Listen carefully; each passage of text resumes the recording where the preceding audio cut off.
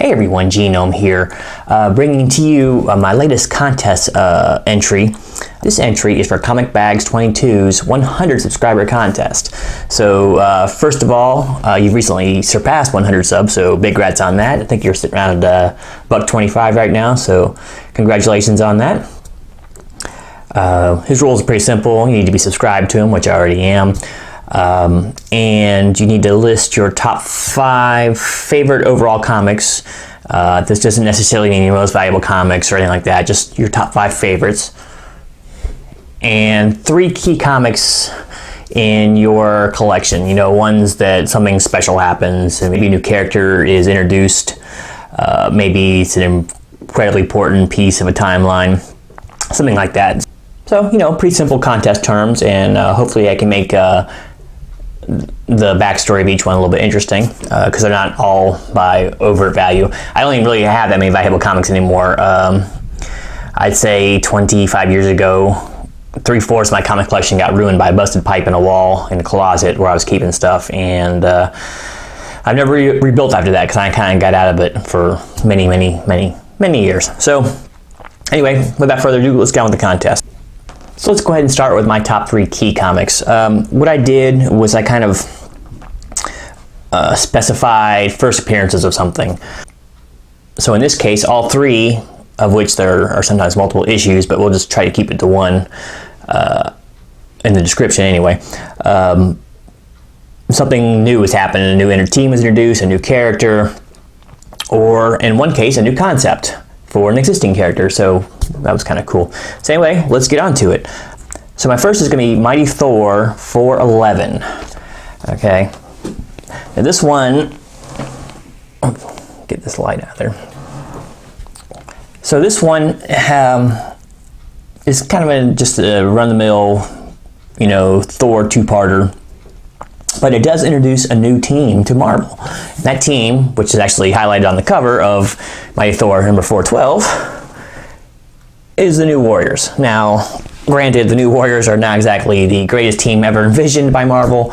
In fact, I don't think their run lasted too incredibly long. I have some of their other ones, like their first issue and that sort of thing. But actually, what I find really interesting about these two, more than the first appearance of the New Warriors, is actually they're really good. The main villain is Juggernaut, and as those who have watched my previous submissions or other videos know, that Juggernaut's my favorite villain in Marvel. So what we have here is basically 2 issues of Juggernaut and Thor trading blows, and it's pretty good because basically Thor is getting his ass handed to him for two issues, and he kind of wins in a Deus Ex Machina way that Marvel likes to do with their heroes. But you know, whatever, that'll work. Technically speaking, if you get down to it, Juggernaut really wasn't even beaten. He just kind of was transported, shall we say. But yeah, it's a great 2-parter. With a good villain versus a strong hero, and this tacks on the fact that they're introduced a new team to Marvel. So, all right, there we go.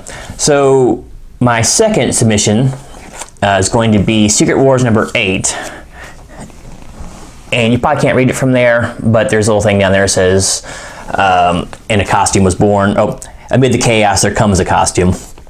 So basically, this is the very first appearance of the Black Spider-Man costume, which is actually a symbiote, which is later adopted by Venom down the line, as many years later, as basically everyone knows.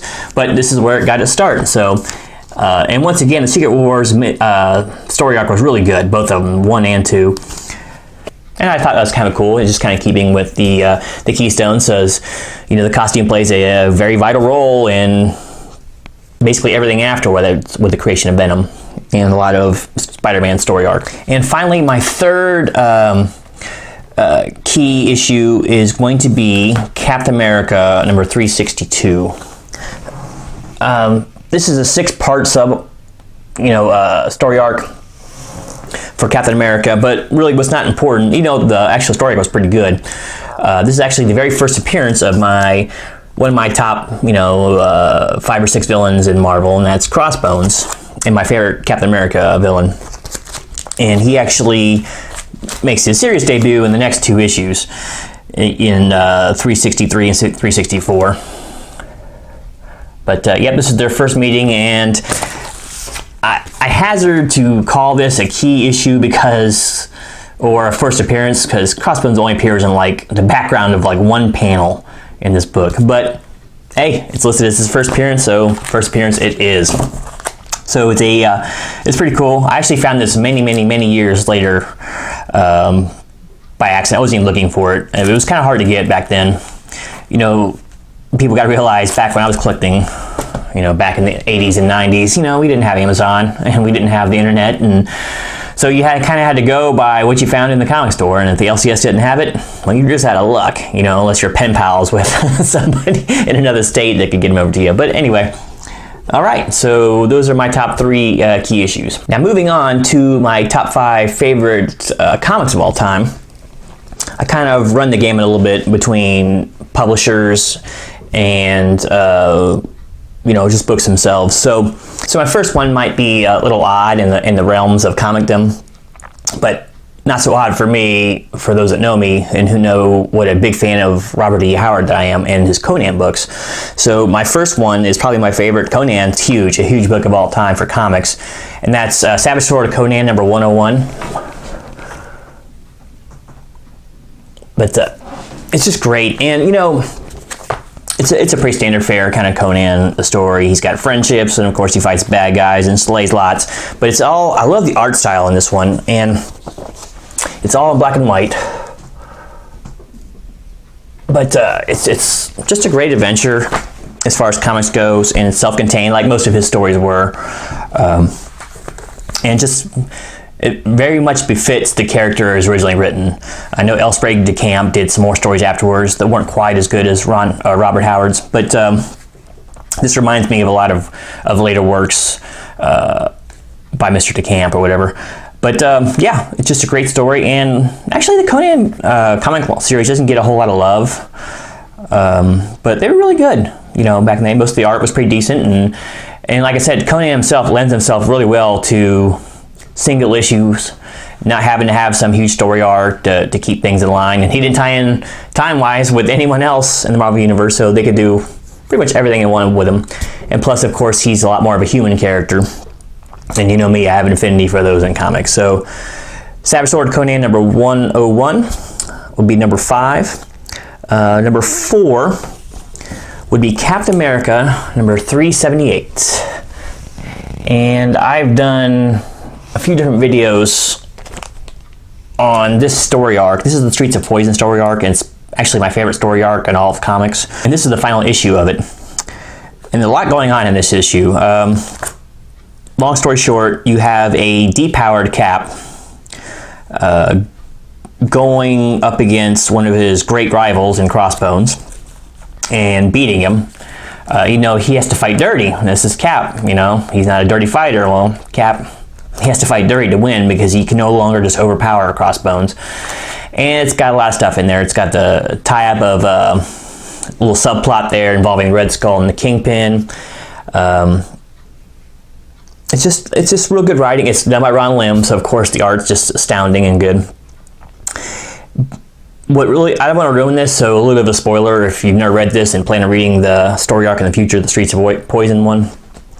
Might just skip over for a few until I get to the next one.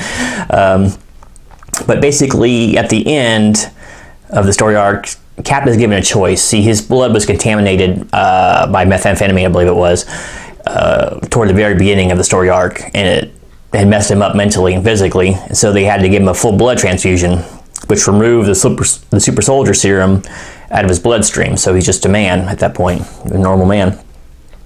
At the end, they figured a way, I think it was Hank Pym, figured a way out to strain his blood and get the methamphetamine crystals out of his bloodstream, thus putting him back to normal Cap. And at the end, Cap turns it down. He says, I don't want it back in me. And, you know, if I can't say no, who can? So, I mean, what a great Cap moment. I mean, talk about encapsulating what Captain America, you know, is supposed to stand for in the comics. There it is right there. You know, I got to lead by example, and it's going to depower me. And they actually go back into it in some more episodes or some more issues after this, how he has to change his fighting styles a bit and his training regimen and that sort of thing to compensate for the lack of super soldier serum in his body. And they kind of, the bad part is they kind of cheapen it later on by reintroducing it into his body by, let's just call it Immaculate Conception. But anyway, yeah, just a great ending to a great story arc, and it just kind of says a lot about the character of Captain America and that. So, been on that one long enough, so let's get on to my number 3 pick for favorite comic of all time. That would be Shadow of the Bat, number 1. Technically speaking, what makes this one really good is the next 3 issues. It's a 4-issue kind of story arc. It's called The Last Arkham. I love everything about this comic. It was drawn beautifully. It was written just remarkably. I love the whole theme of Batman being in an asylum with his costume still on, and the administrator, Arkham, wanting to break him down enough to admit who he is. So he never even looks at Batman's secret identity in this book. He wants Batman to tell it for him, or tell it to him, excuse me. But, I mean, you'll see everybody in this one. Most of the main villains are in Arkham Asylum anyway. And they all make appearances in here. But the main bad guy in actuality in this one is Mr. Zsasz. And it's just such a good book. If you look at the back, too, you can see what was popular at the time. This was getting ready to release. Batman Returns. So the hype was just unreal for any Batman books, really. And then this came out, and I was just pleasantly surprised because I was never a huge Batman fan before this, and then I started getting into him a lot more afterwards. But yeah, probably my favorite Batman book of all time, and one of my top, favorite comics of all time. So there's number 3. Getting down to the top 2, this does get difficult. You start going through your collection, you realize how many of them you just love so much and have some amount of value to you in some way. But this one really elicited probably the most, excited response from me when I saw it on the shelves. Once again, we usually didn't have a heads up unless the comic book shop kind of told you something was coming. But when this comic hit the shelves, it was completely unexpected. I went in there and saw it on the shelf and just went nuts. This was Aliens vs. Predator 1. It was technically a 4 or 5 issue series, depending on how you look at it. They did make a 0 copy, which I have as well, which kind of tells a precursor of events in this. But we'll just call it the 1 through 4 mini-series here. And, what's not to love? At the time, it's got my 2 favorite sci-fi creatures together in one comic, fighting each other. It's perfect. But not only that, the art is just spectacular. I'll show you this again, but I'll put something better, up here somewhere, so you can really get a view of it. And I'll probably go through each of the covers, because each cover just got better and better, and it's all done by Phil Norwood. And once again, it's just, I love the color scheme here, and everything is just so in keeping with the mythos of the characters. It's got the predators wanting to hunt the most dangerous game, and at least, in sci-fi realms is the aliens. So it's got the predators actually seeding a planet. Unbeknownst to them, humans have also colonized the planet, and it makes for some sticky situations and some unexpected things happen. But basically, you follow the story arc of Miss Noguchi. She's basically a security expert working with a human colonist, and then the Broken Tusk Predator. Broken Tusk is injured at the very beginning of the series, and it takes another issue for him to come out and kind of not really befriend Miss Noguchi, but work alongside of her and grow to respect her. They kind of did this very badly in the movie Aliens vs. Predators, but in the comic they did it incredibly well. It's at first, they really don't even like each other. They don't want to be around each other. Of course it's nonverbal on the Predator side, but you get the idea. So it's basically a marriage of necessity, and then they grow into mutual respect, and they kind of start playing off each other. And what's really good about this series in general is, most of the time in sci-fi stuff, involving aliens, no one cares about the humans. You don't read the book because you want to see the human interaction of it. But really, they did the human interactions very well in this, and even some of the stories that were kind of outside of what was going on with the aliens and predators fighting were pretty good. You know, there's some intrigue going on, and you know, there's a couple of herring moments there. But yeah, the role of Miss Noguchi was well written, and just the comic stuff was great, and nothing can really compare to my excitement waiting for the next ones to come out. I just couldn't wait to see what was going on. And for years, these used to hang on my wall because I love the cover art so much.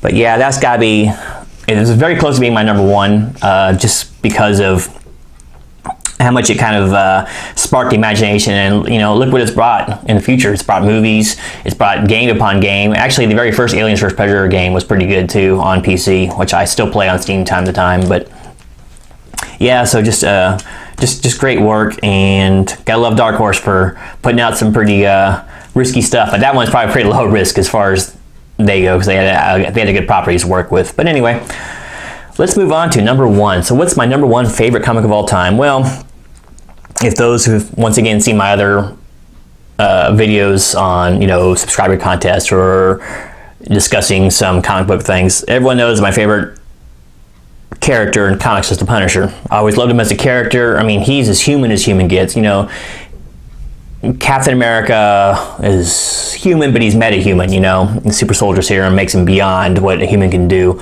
Batman, you know, he's human, but he's got, you know, basically unlimited resources at his disposal. The Punisher is none of that. While he has a lot of resources, he has to go out and steal his resources from other criminals, you know. He's got one friend, and he's not really that friendly with him, Microchip.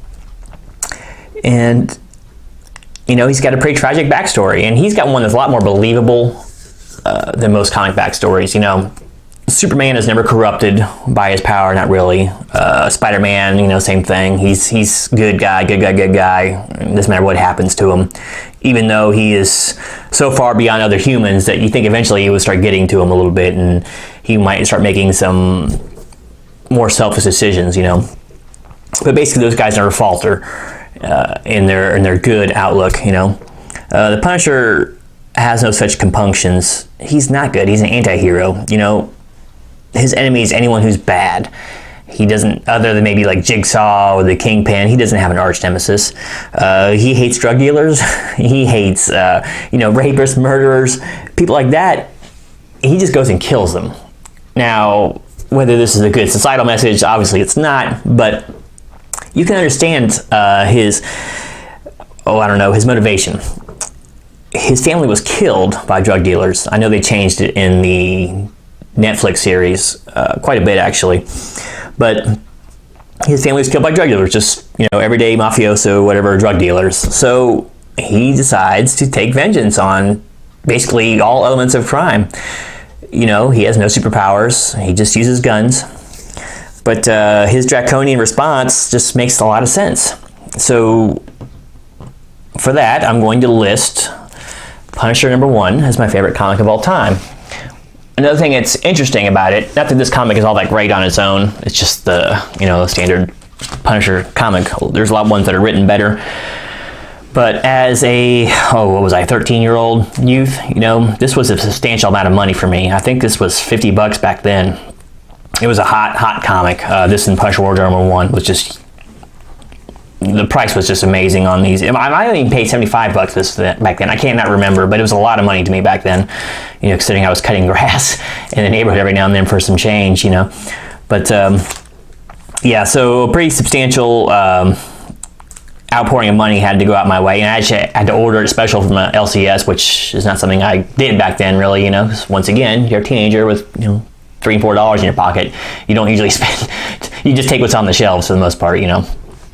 So, yeah, I mean, it had to be my favorite. There was no ifs, ands, or ors about it because I love the Punisher so much. But so those are my top five. You know, that got a little bit long-winded, but I wanted to kind of go into why each one's my favorite. Some other ones that I liked a lot, unfortunately, were ruined in the flood. I'll call it the flood, but I had Gambit's first appearance, and once again, that was pretty expensive back in the day, but I still, was able to buy it. The West Coast Avengers 17, I actually did a video on it a few back. My first comic book. That was obviously one of my favorites, just for virtue of it being basically my first.